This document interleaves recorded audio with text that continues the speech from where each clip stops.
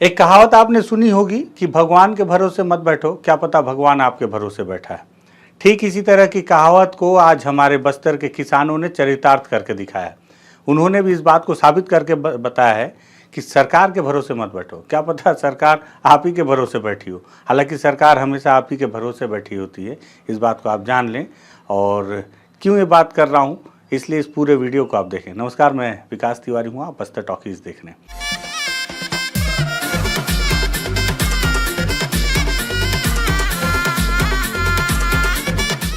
दरअसल हुआ है कि अगर आपको याद हो तो 2-4 दिन पहले की बात है, 10 तारीख से पहले की बात है शायद। मैं किसानों के साथ हमने एक बातचीत की थी कि किसानों की क्या समस्या है और किसान अपनी क्या समस्या लेकर यहाँ आए। मैंने ये भी बताया था कि दिल्ली की तर्ज पर अब किसान बस्तर में भी क्या आंदोलन करने के लिए तैयार हो रहे हैं। वो मामला ये था कि बस्तर की जो प्राणदायिनी जो अपनी इंद्रावती नदी है, उसे अब गर्मी में जिस तरह से जो किसानों ने बताया वो पूरी तरह से लगभग सूख गई है। और होता ही है कि ये पहली दफ़े नहीं है। जिस तरह से हम विकास पुरुष बनते जा रहे हैं, जिस तरह से हम विकास के साथ पैर से पैर मिलाकर, मतलब कि कदम से कदम मिलाकर चल रहे हैं, तो सारे प्राकृतिक संसाधन अब नष्ट होते जा रहे हैं। पहाड़ खदानों में तब्दील होते जा रहे हैं।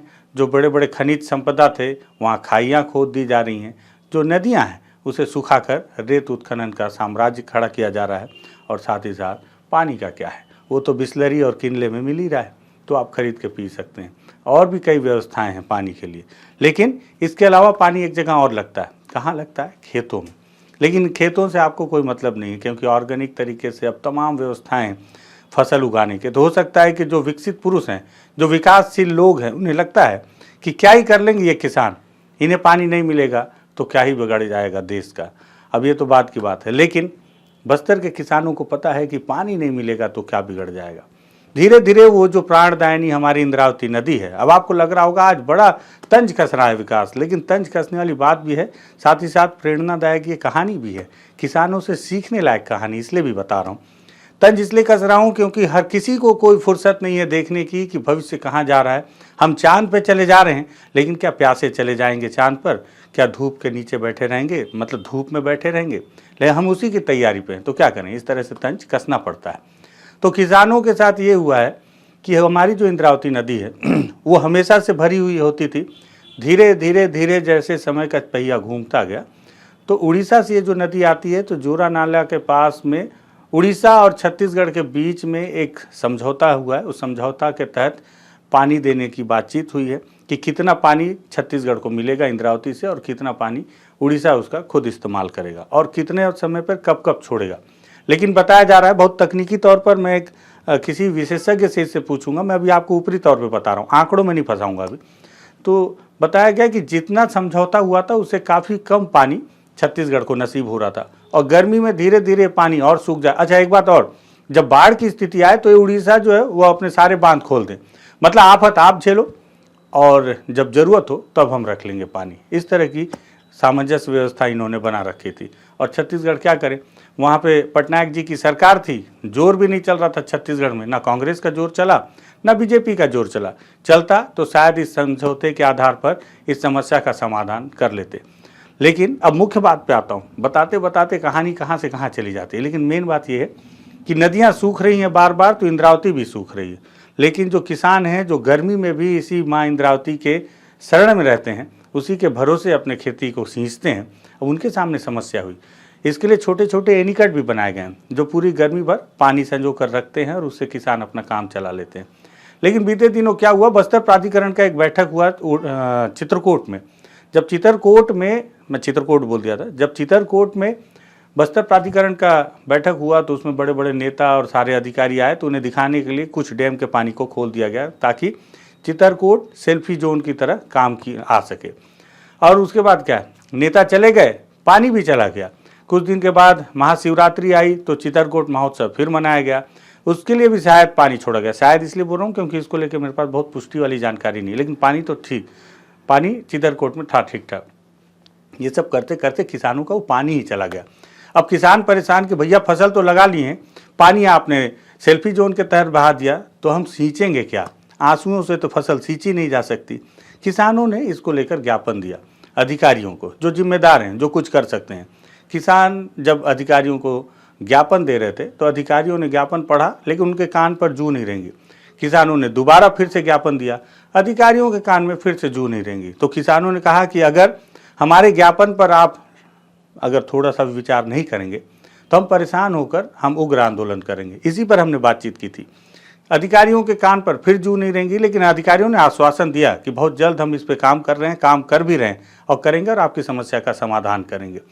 लेकिन जब कुछ नहीं हुआ तो फिर 10 तारीख को सोमवार को किसानों ने भोंड में हाईवे को चक्का जाम किया और चक्का जाम करने के बाद वहाँ के जो स्थानीय तहसीलदार हैं उन्होंने किसानों से बातचीत की। बातचीत में उन्होंने बताया कि 5% पानी आपको दिया जाएगा जो डैम में रोक कर रखा गया है। हालांकि जो बस्तर कलेक्टर हैं, किसानों ने बताया कि उन्होंने बातचीत में बताया कि जगदलपुर के एनीकट में पानी रोका तो गया है, लेकिन अगर उसे खोल दिया जाएगा तो जगदलपुर शहर प्यासा मर जाएगा, क्योंकि जगदलपुर शहर को भी उसी एनीकट से पानी की सप्लाई की जाती है। अगर वो पानी किसानों तक पहुंच जाएगी तो फिर शहरवासी क्या पिएंगे। ये तो खैर आपको पहले सोचना चाहिए था पानी को बहाने से पहले, लेकिन अब समस्या आई है तो आप शहरवासियों की दुहाई दे रहे हैं। वो शहरवासी जिनको पानी बचाने की कोई फिक्र ही नहीं है, मैंने तो नहीं देखा, इसलिए मैं सीधे तोहमत जड़ रहा हूँ किसानों पर नहीं, शहरवासियों पर। बात जब धीरे धीरे बढ़ती गई, रोड जाम किया गया, उसके बाद उन्हें आश्वासन दिया गया, लेकिन समस्या का समाधान नहीं हुआ। तो जिस पंक्ति से मैंने इस बातचीत को शुरू किया था उस पंक्ति पर किसानों ने अमल किया कि हम सरकार के भरोसे बैठे हैं। कहीं ऐसा तो नहीं कि सरकार हमारे भरोसे बैठी है। क्या हुआ फिर हुआ ये कि किसानों ने, सारे किसान जो प्रभावित थे, एकत्रित हुए, पहुंच गए उस जोरा नाला का निरीक्षण करने की, देखें तो समस्या क्या है, पानी आखिर आ क्यों नहीं रहा है। क्या वाकई में माँ इंद्रावती पूरी तरह से सूख गई हैं कि इतना भी पानी नहीं कि बस्तरवासियों को सींचने के लिए थोड़ा सा पानी तक दे सकें। जब वहाँ गए किसान तो उन्होंने देखा पानी तो है, लेकिन वहाँ पर थोड़ी सी चालाकी की गई है। जो पानी छत्तीसगढ़ की तरफ आना है वहाँ रेत की बोरियां डाल दी गई थी, रेत के टीले खड़े कर दिए गए थे, जिससे पानी में अवरोध उत्पन्न हो गया और ज़्यादा पानी उड़ीसा की तरफ जा रहा है। तब किसानों ने एक फैसला लिया और वहाँ के एक अधिकारी से बातचीत की और पूछा कि क्या छत्तीसगढ़ के अधिकारियों ने आपसे संपर्क किया था। तो बताया हाँ, संपर्क तो किया है, लेकिन कुछ समय है अभी इस पर काम शुरू करने के लिए, लेकिन कुछ समय में तो सारी फसलें सूख जाएंगी। तब किसानों ने फैसला किया कि सरकार के भरोसे अब नहीं, अब अपने भरोसे। जितने किसान पहुंचे थे उन्होंने सुबह 11 बजे से 5 बजे तक खुद ही फावड़े से और तगाड़ी से जो भी संसाधन थे उससे वहाँ पे रेत हटाने का काम शुरू किया। शाम तक में जो किसान बता रहे हैं, लखेश्वर कश्यप जी जो वहाँ पर लीड कर रहे थे किसानों को, वो बता रहे हैं मेरी उनसे आज फ़ोन पर चर्चा हुई है, संभव हुआ तो कल उनसे विशेष तौर पर मैं साक्षात्कार करूँगा कि किस तरह से उन्होंने ये योजना बनाई। वो बताया जब पहुँचे तो 1.5 इंच पानी था इंद्रावती नदी में। ये जल संसाधन विभाग के अधिकारियों ने ही नाप के बताया। जब पूरे दिन किसानों ने वहाँ पर पूरी मेहनत की, मशक्क़त किया, तो शाम तक इसका स्तर 1.5 से बढ़कर 3.5 हो गया।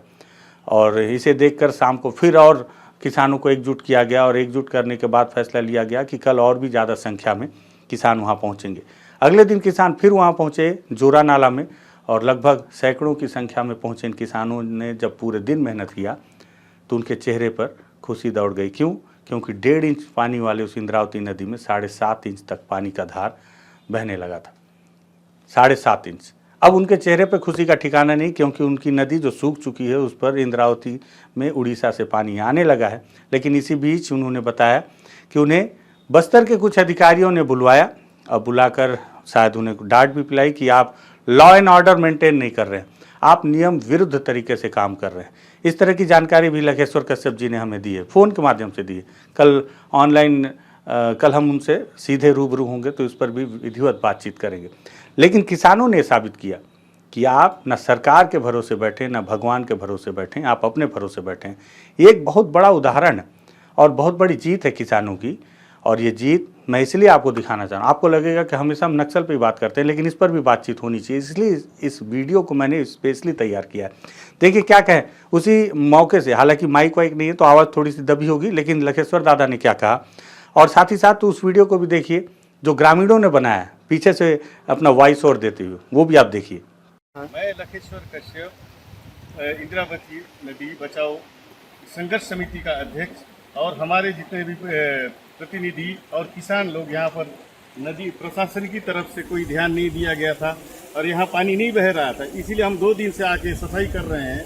और यहाँ के जो एसओडी साहब से भी बात की, एसडीओ साहब से भी बात की थी जल निगम वाले से, उन्होंने कहा कि आप लोग होली के बाद सफाई होगा। तो उनसे हम परमिशन लिए थे, वीडियो क्लिप हमारे पास है उनकी चर्चा की, अगर ज़रूरत पड़ेगा तो हम दिखा देंगे। उन्होंने कहा था कि ये साहब ने कहा आप सफाई कर सकते हैं, और जो पानी जो उधर बहाव जो ज़्यादा जा रही है उधर आ जाएगी धुलने के बाद, तो ये पानी की जो है कल की अपेक्षा आज भी पानी अच्छी तरह से हमारे इंद्रावती नदी में आ रहा है। और हमारे जितने साथी हैं 150 करीब आए हैं, हमारे किसान लोग हैं, सब उधर आप देख सकते हैं सफाई कर रहे हैं। और ये जो है हम लोग 3-4 बजे तक सफाई करेंगे, तो इतना बचा हुआ है।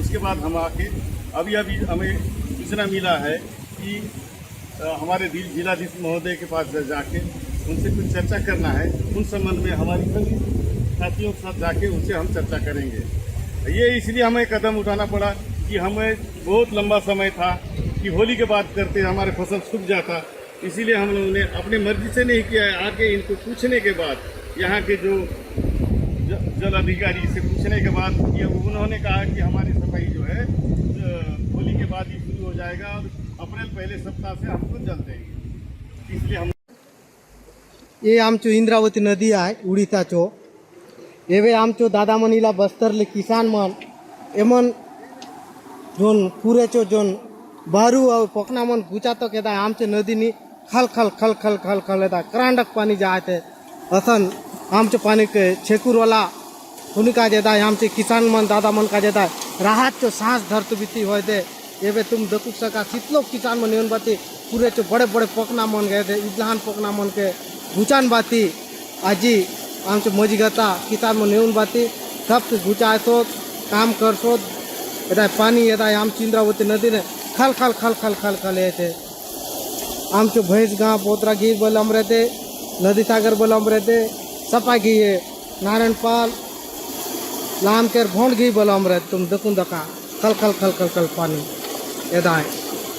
तो देखा आपने कि लखेश्वर दादा ने बताया कि किस तरह से वहाँ की पानी की स्थिति थी और किस तरह से किसानों ने काम किया, और जो ग्रामीण हैं जब वहाँ पानी की धार बढ़ने लगी तो कि उनके खुशी का ठिकाना नहीं रहा और उन्होंने इस वीडियो को तैयार किया है। मुझ तक वीडियो भेजा तो मुझे भी लगा अरे यार इस पर तो बातचीत होनी चाहिए, एक उदाहरण एक नज़ीर तो पेश होनी चाहिए सबके सामने। जो लोग हार जाते हैं, जो लोग सरकार के भरोसे बैठ जाते हैं, जो लोग बैठ जाते हैं कि सरकार हमारे लिए कुछ नहीं करेगी, कुछ नहीं करेगी। भैया सरकार आपसे सिर्फ वोट लेगी, नेता आपसे वोट लेंगे, बाकी जो करेगी वो अपने लिए करेगी। तो आपको अपने लिए लड़ना पड़ेगा, उठना पड़ेगा, दौड़ना पड़ेगा, भागना पड़ेगा, तब जाके 1.5 इंच पानी 7.5 इंच पानी में तब्दील होगा, तब आपको सफलता मिलेगी। अगर आपको बस्तर के किसानों की जीवटता, ये लड़ने की एकाग्रता, क्षमता पसंद आई हो तो इस वीडियो को आप भी शेयर कीजिएगा, दिखाइएगा लोगों को, सीखो बस्तर के किसानों से लड़के कैसे जीता जाता है किसी से भी। और अगर आपको लगे कि बस्तर टॉकीज़ में हम ठीक ठाक बातचीत कर रहे हैं, सही मुद्दों पे बातचीत कर रहे हैं, तो आप बस्तर टॉकीज़ को तब जाके सब्सक्राइब कर लीजिएगा। धन्यवाद।